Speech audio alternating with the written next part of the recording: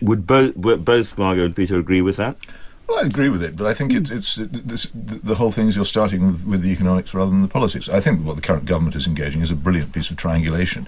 If you can get attacked by the bishops, and if you can get attacked by Ed Miliband, then you will actually look as if you're Conservative when they're not. And there will be very little result from this much touted reform, because it doesn't, as I say, tackle the fundamental problem that we have created an enormous and growing dependent class about which no one proposes to do anything. So it has to go down to real politics. The real politics in this country are actually the politics of the family, because the fundamental... I lived in the Soviet Union for 2 years, and the thing that I noticed about it, the thing that I learnt most about what Marxism was really about there, was that the Soviet Union was the absolutely virulent, furious enemy of the married family. It hated marriage above all other things and tried to diminish it and reduce it to a tiny corner in society, because it was the principal rival to the power of the state. And when I got back here, I saw exactly the same process taking place in slow motion in my own country. And ever since the 1960s, and particularly the bizarre divorce reforms which were enacted then, which made it easier to get a divorce and to get out of a car leasing agreement, we have had the most fantastic concerted state-sponsored attack on the family, which continues to this day and is very, very expensive. Do you recognise this at all, Margaret? Can I go back to what Douglas was saying? Because the very fact that we've got this major debate about whether families on benefits should earn or should receive as much as a working family is a sort of statement of the terrible past to which we have come. I mean, it should be so self-evident that benefits are there to support people in need, and they shouldn't be commensurate with the average earnings of a family who work. It seems to me so self-evident that it's deeply shocking that it should cause such controversy. Absolutely. And also I think that it does have a tremendous moral purpose, and I would completely contest what Peter has just said. How he can describe Ian Duncan Smith as not a Conservative baffles me. These proposals brought out by Ian Duncan Smith had their origin in all his work in the Centre for Social Justice that he founded, to try and support families, to try and bring a moral purpose to the welfare state and make work pay. Yeah. That seems to me to encompass everything that the Conservative Party is about, and I feel that it is Peter who is really on the fringe there. I think we've gone as far on this one as we probably can. Well, I would just say that poor old Ian Duncan Smith was thoroughly cured of Conservatism when he was the victim of that tremendous putsch against him, which destroyed the last vestiges of Conservatism in the Conservative Party. One of the most astonishing events in British history, and one of the least covered, and as dramatic as the putsch in the Labour Party, which destroyed old Labour and replaced it with Blairism. Fascinating events, far more interesting than any general election of the past 20 years. Not actually much examined, but Ian is not likely to recover from that experience in a short time. But in any case, he's in a party which isn't Conservative or capable of conservatism. And I'll challenge you, in 5 or 6 years' time, come back and see, after your supposed grandiose reforms have gone through, come back and see if all the ththings that you now allege against the welfare system aren't actually still going on. I bet they are. As I say, I think we're not going to come to a kind of easy consensus on this one. I just have an instinct for this thing after doing the programme for a while. I'd like to move on to two other very difficult areas in Conservative thinking at the moment. One, it might seem small, wind farms, where you have on the one hand a great deal of pressure from the EU, from the government, from people who are particularly worried about the effects of man-made climate change, to get more and more and more wind farms across. And on the other hand, you've got a sort of rebellion from what could be called, if I can use his name without him being here, sort of Roger Scruton, small green conservatism, traditionalism, rural conservatism, who said that we don't have much of Green England or Green Britain left these days, and this is a wanton sort of urban attack on it. Well, I was asked by the Conservative Women's Organisation, which is a very traditional wing of the party, or was at the time, 6 or 7 years ago, to go and speak on the greening of the Conservative Party, which was presented at the time as such a new direction for the party.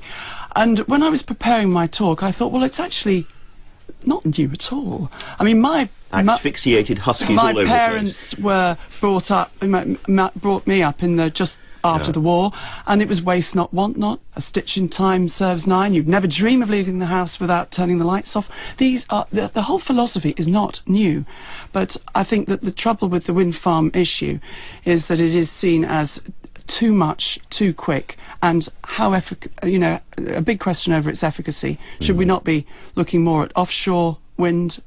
Should we not be looking more at marine energy and also conservation?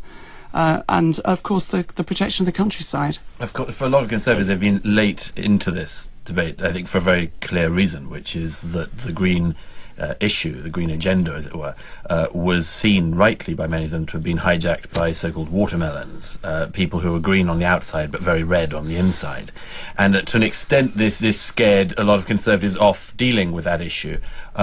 But wrongly. Wrongly. But plus the fact that many watermelons were sort of attacking conservative institutions and conservative ideas, and a lot of Conservatives thought, well, in that case, we must defend, the oil companies, or we must defend, and came up with it. Actually, they ended up on very weak terrain. I think that the Conservative policy here can be defined, apart from anything else, in opposition to what one might call Prescottism, which is the idea that in order to satisfy our future energy needs, we must build over the last remaining bits of Britain that are worth looking at, and say that we need in perpetuity so much energy that we'll no longer have any green land that we'd want to look at.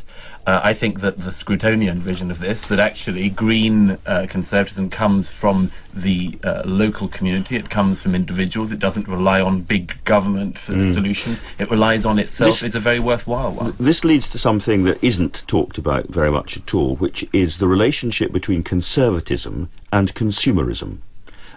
Is it possible to have proper conservatism in a rampantly consumerist economy? No, I don't think it is. I think conservatism would restrain that, as it would restrain an awful lot of other things if we actually had... Thomas Frank. Well, no, if in America anyways, where the guiding principle of conservatism, as we've been talking about, is markets, right? There's absolutely nothing you can do about these things, or very little that you can do about these things. And here we get back to Newt Gingrich's word elitist, okay? To have the kind of policies that you're describing would be antithetical to conservatism in America, because these are acts of elitism by necessity, because they militate against the market. Does America not nonetheless have a much stronger network of faith-based, community-based, charitable and local action, which in some ways acts as a brake on the more extreme aspects of consumerism? I wouldn't know whether it's stronger or weaker here. I would say that consumerism in the sort of traditional sense of shopping malls and TV commercials and whatnot is very powerful in the United States. I mean, you even have sort of green consumerism. So you have, if you take a couple steps back, many years ago. But real family incomes haven't grown, have they? What, in the last couple of years? Yeah, no, I mean, average family income. No, of course not. Or since the 70s, actually. And that's right. And sort of blue-collar incomes haven't grown in a very long time. That's exactly correct. One of the sort of fascinating things about America, and I'm sure the same thing is the case here, is the way in which consumer society has sort of grabbed hold of and captured certain critiques of itself. Okay, so you're talking about various environmental issues, and we of course have green consumerism in America. But also, I keep all these issues that you're talking about, Peter Hitchens, of the family and all the ways in which tradition are just is just so massively insulted all the time. In America, it's not the political system that does that. It's the culture. It's the mass culture. It's the consumer culture. Well, the political system has played its part. But you just turn on the TV and it's just a slap in the face, Sure, yes, and I don't disagree with any of that. I hate television. I wish it had never been invented. I'm always amazed at the way that Conservatives are not as suspicious of television or motor cars, all kinds of other destructive forces as they used to be. I ride a bicycle for conservative reasons, not because I want to please some idiot warmist who thinks we're all going to be drowned by melting ice caps, which is a fantasy, but because I actually think that it's a good thing to do for myself, and I would recommend it to other people. And that's the way that a conservative environmentalist would seem to me to operate, rather than peppering the country with windmills which don't even work when it's cold. I think there is a huge tension between consumerism and the market, and conservatism, and I think it's something we wrestle with, particularly with regard to town centres at the moment, and the drive to out-of-town supermarket shopping and all of that tension. But can I just make one point about the way I think that we can harness the power of markets to deliver social ends? We've got social investment bonds as a new concept, and there's an example of, I think it's in Peterborough, where there's a prison and it's being run by the private sector now, and there's investors are investing in that prison's effectiveness by buying bonds and raising capital. You could do this for schools and yes, hospitals. raising capital. Can I just finish, Peter? Because Sure. raising capital to fund the sort of offender behaviour programmes to rehabilitate people, and in times of such straitened public finances, the prison's budget is very limited.